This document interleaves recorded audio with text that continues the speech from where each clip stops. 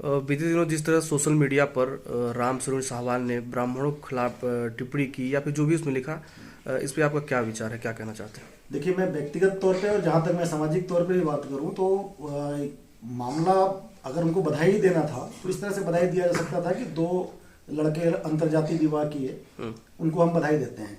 लेकिन जब अंतरजातीय विवाह को जातीय शब्द से संबोधित करते हुए बधाई दिया जाता है तो ये कहीं ना कहीं उनकी गलत मानसिकता दिखती है और जिससे नाराजगी स्वाभाविक है। इसी विषय में आज वो प्रेस कॉन्फ्रेंस किए थे एक स्थानीय होटल में। उन्होंने आप पे भी ये आरोप लगाया कि वो समलैंगिक हैं और परिवार के लोगों को प्रताड़ित करते हैं। इस पे आप क्या कहना चाहते हैं? मैं उनको बोल चुका हूँ, मेरी वाइफ यहीं पे है, कितना प्रताड़ित करते हैं। एक्चुअली क्या है, उन्होंने अपने माँ बाप को बुढ़ापे में छोड़ दिया। पिताजी, आप सबको मालूम, उनके पिताजी हॉस्पिटल में एडमिट रहे, देखने तक नहीं गए, बुलाते रहे, उनकी डेथ हुई, आग लगाने तक नहीं गए। वो ऐसा ही चाहते हैं कि दूसरे लोग भी अपने माँ बाप के साथ वही करें। मेरी वाइफ, चूंकि मेरे माँ का पैर का ऑपरेशन हुआ था, वाइफ को वहाँ पे देखभाल करना जाना था और बच्चों का यहाँ स्कूल नहीं है तो 2-3 महीने घर पे रही। वो बोल रहे हैं ससुराल में रही। गंभीर आरोप जब समलैंगिकता लगाए उस पर समलैंगिकता वही वो तो मैं पहले बोल चुका हूँ कि भाई ये कैसे इनको पता चला, ये एक्सपीरियंस उनको कहाँ से मिला।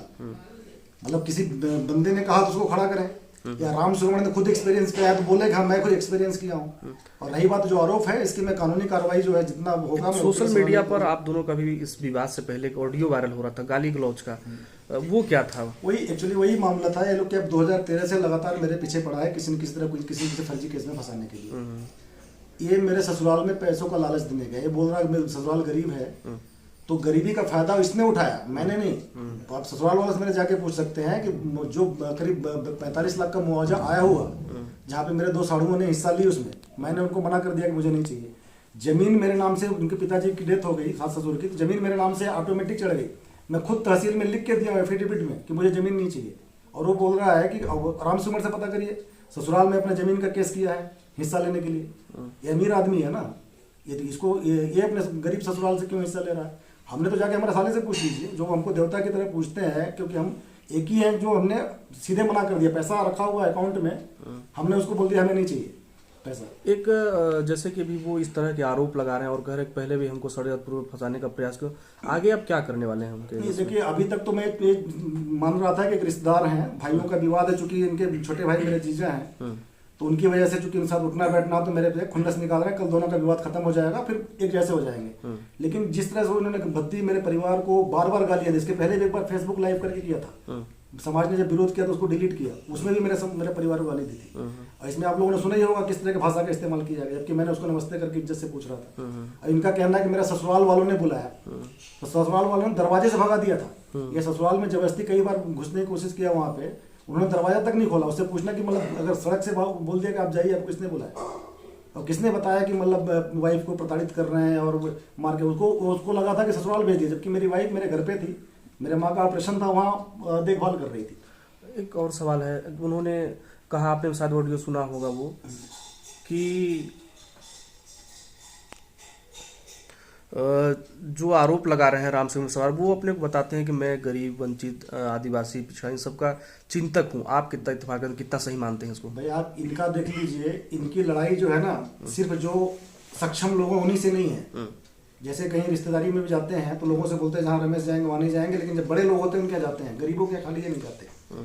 अब ये गरीबों का मसीहा बनने की कोशिश कर रहे हैं, जिनको बाइकाट करके रखा है इन्होंने, मतलब समाज में अपने जूतों के बराबर समझते हैं, उनका मसीहा बनने। पता है किसका भला किया? सबके खिलाफ, समाज में कई लोगों के खिलाफ फर्जी रिपोर्ट दर्ज कराया। यहाँ तक कि इन्होंने अपने माँ बाप को भी नहीं छोड़ा। जो आप समलैंगिक की बात कर रहे थे, वो अपने पिताजी के खिलाफ भी अपने पतोहू के आरोप लगाया कि पिताजी मतलब पेपर में निकलवाया था पैसा देके।